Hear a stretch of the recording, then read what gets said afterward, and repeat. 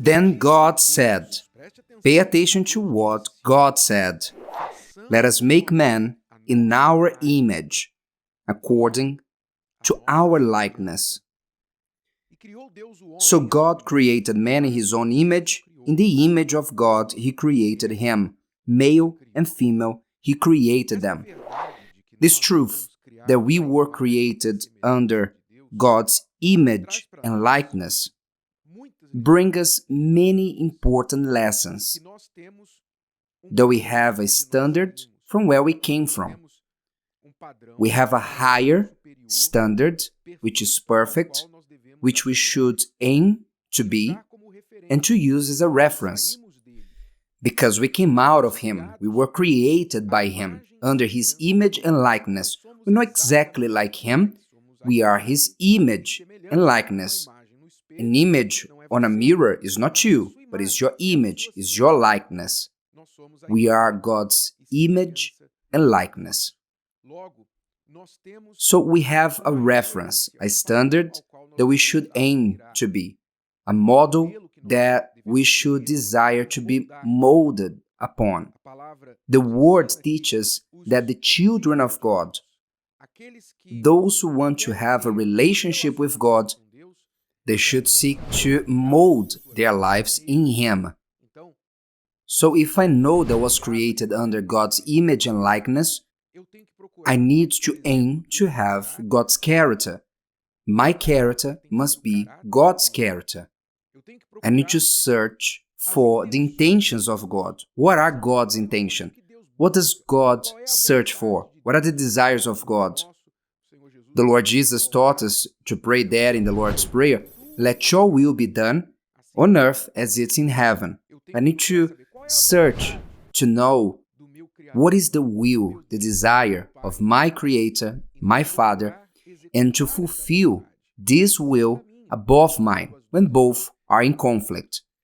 So the image and likeness of God that we received in the creation have many practical implications for our daily life. But what has been happening throughout the times? After God created man under His image and likeness, what has been happening? Something very interesting. Instead of man to mirror himself in God, instead of God to aim to use the perfection of God as his standard of perfection, and to aim to imitate Him and to try to reach as close as possible to His level of perfection, it is impossible, but it is an aspiration. But what has been happening?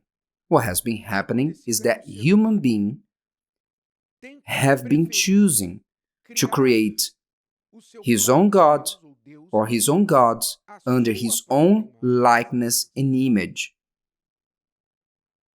Pay close attention. Today, when you see people's spiritual condition in the world in a general way, what do you see? What do you find? You find people wanting to create a God under their own image and likeness. A God who adapts, who fits into every desires, values, and principles of the person. A God who does not condemn them in anything, but a God who approves them in everything that they do. Oh, this is my God, which means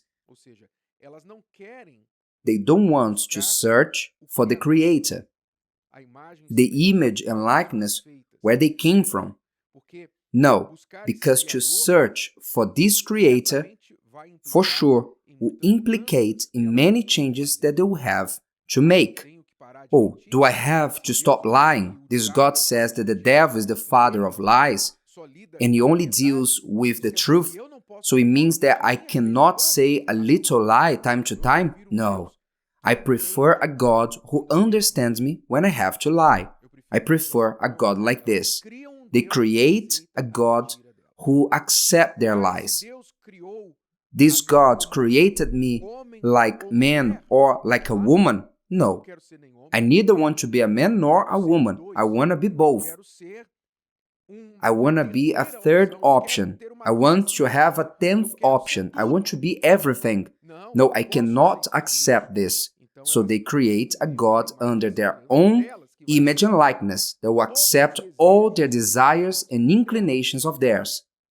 And that's how you see many churches of all types, tastes, to please everyone in this world. Churches, religions, denominations, types of religions in this world, which its objective is to please the taste and desires of people, that they may not be in need of ever changing, that they may never be in need of giving up on anything that they want, in no desire, in no thoughts, that they may remain as they are, and their God is the one who should adapt to them. Human being is very hard. I'm gonna tell you that. The human being is a sticker. Do you know that hard to find sticker from a sticker book that you buy the packages and you never find that one sticker? This is the human being. And that's why they suffer. Why do they suffer? Because they're stubborn, stiff-necked. They are proud. They don't remember that they were made out of clay. God could have used any material to have created us. He could have used steel. God took steel and made man. He took gold and created man. He took the marble, the rock, and created man. No, God created clay. That's what is written. God used which material to create man?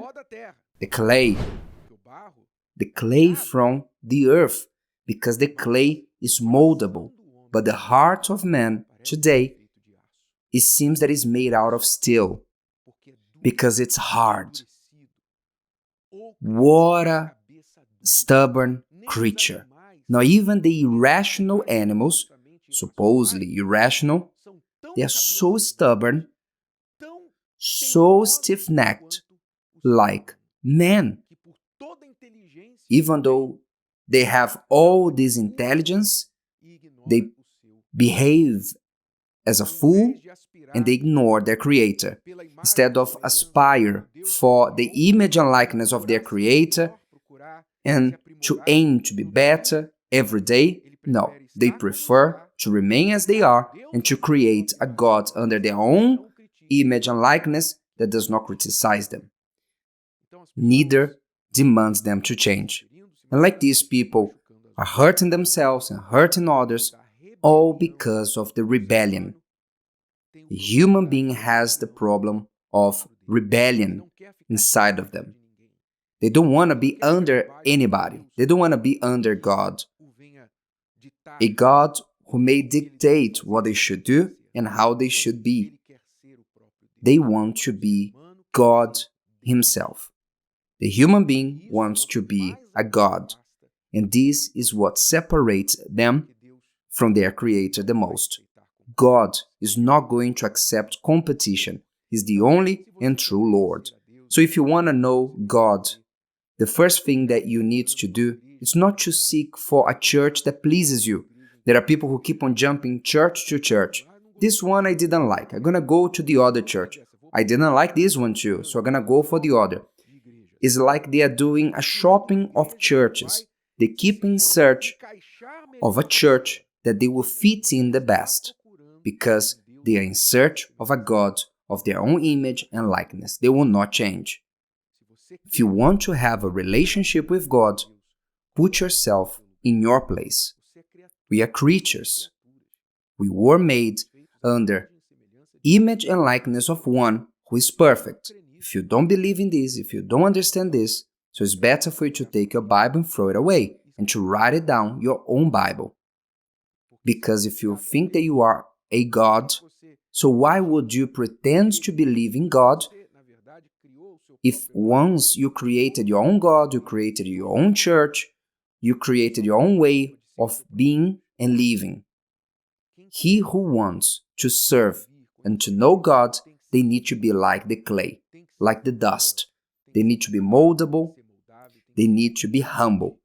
The word humbleness comes from the word humus, which means the leftovers of vegetables and animals that create a type of soil, the most fertile soil that there is.